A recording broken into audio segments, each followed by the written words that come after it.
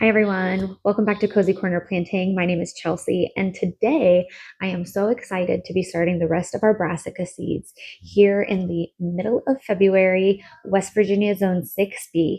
I already have my cabbage and my Brussels sprouts started. I started those early January, and today I'm going to be starting my cauliflower, my kale, and my broccoli. I'd also like to give you a little update on my onion seedlings and the other seedlings that I have going. So if that's something that you're interested in, please stick around, and I'd really appreciate it if you would hit that subscribe button and join our small community.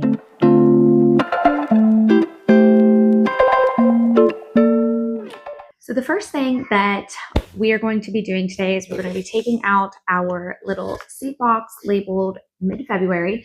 I have a whole video on my seed storage system. If that's something that you're interested in, I'll link that above. So I have my seed packets here. I have my seed starting mix. I'm using the Espoma organic seed starting mix. I've used that exclusively, and it's worked really well for me. You want to have a seed starting mix, something that's really light, fluffy, and airy, so that the seedlings' roots are able to grow and expand out. And also your seed starting mixes don't have a lot of fertilizer because, the seedlings don't require a lot of fertilizer in the beginning. So what I have done is I have poured some seed starting mix into my container here. And I have already gone ahead and added some water to this to dampen the soil. So you want to be able to take up your potting mix and squeeze it with your hands, and you want it to be able to form a nice little ball without seeping too much water out. So putting the soil in the starter tray already wet helps to make sure that you really get the container packed nicely, and it gives the seedling a little jump start with moisture as well. So these are the seed starting trays that I am using. I got these on Amazon. This is a self-watering seed starting tray. So there is a reservoir in the bottom, and there's a wick that I have misplaced. I'm going to have to go get that, but you put the seedlings in here, fill this up with water, and it will water from the bottom. It also has a humidity dome, which I will keep on the top of it until the seedlings sprout. This set also came with a set of lights in it. I found that these lights weren't strong enough to get my seedlings growing without them getting too leggy.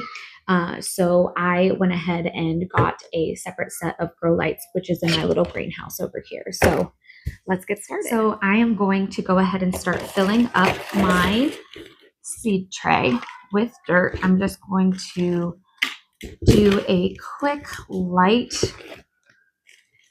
filling.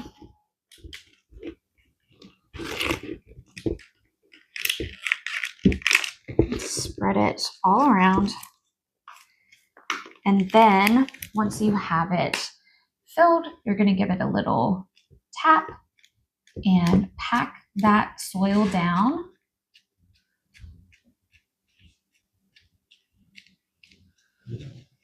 And then you're going to go ahead and lightly fill the rest to the top. Okay, so now that we have that done, I'm going to go ahead and I'm going to start with our early snowball cauliflower. These seeds say to seed at 1/2 inch depth. So what I'm going to do is I'm going to go with my finger and I'm going to go across the tray and just make a little indent. And I am going to pour the seeds into my hand, and I'm going to put about 2 to 3 seeds per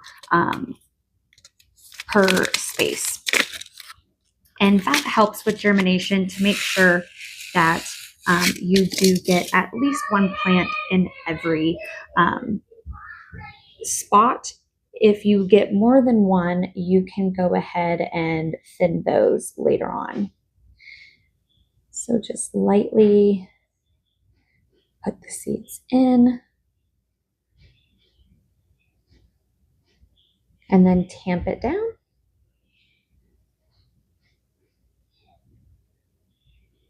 Lightly.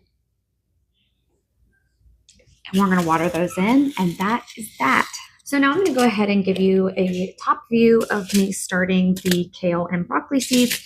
This is the blue curled Scotch kale, and these say to plant at 1/4 or 1/2 inch deep. So I'm going to do the same thing. I'm going to take my finger and I'm going to go along and make a little divot. I'm going to open my seed packet and go ahead and put a couple of seeds in each little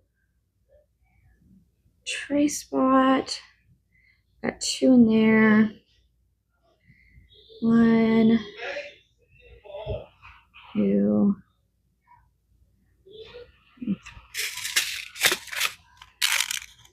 and then we just go ahead and tamp that down.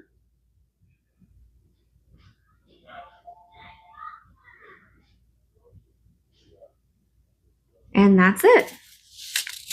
And right now I'm going to go ahead and do the calabrese broccoli, which also says 1/4 inch deep.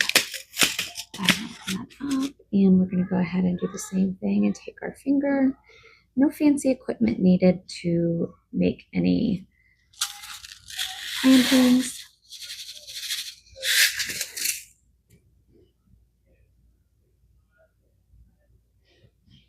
Drop a couple seeds in each hole.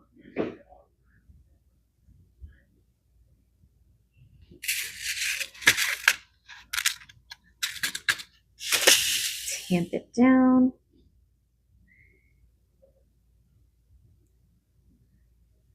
Make sure the seeds are covered.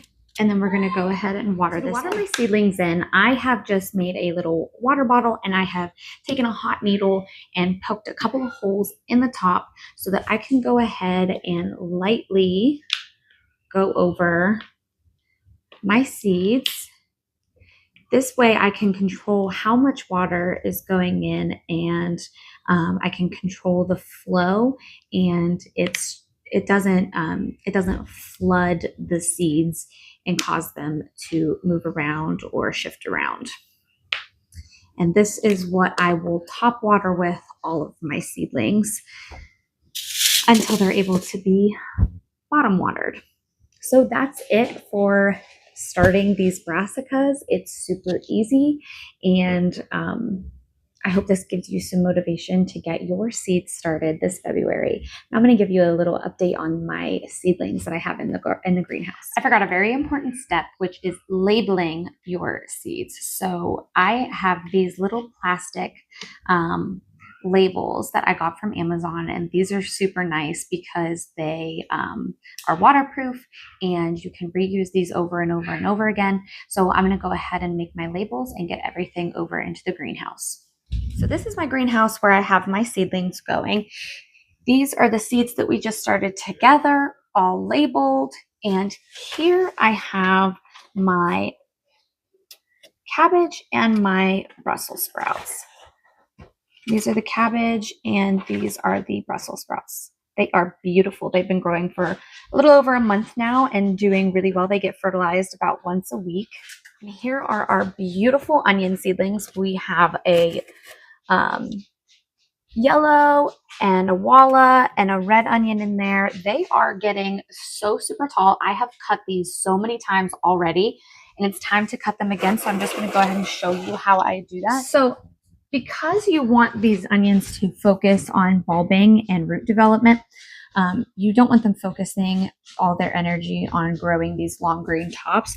So I'm going to keep cutting them until they are just a couple inches above the soil line, and that will help them get nice root development. So I'm going to do that for each one, give them a little haircut, and that is that. They are now trimmed up nicely and ready to be watered.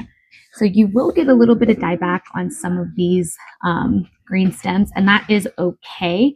The green tops are growing in just beautifully, and you can see how thick they're starting to get down there.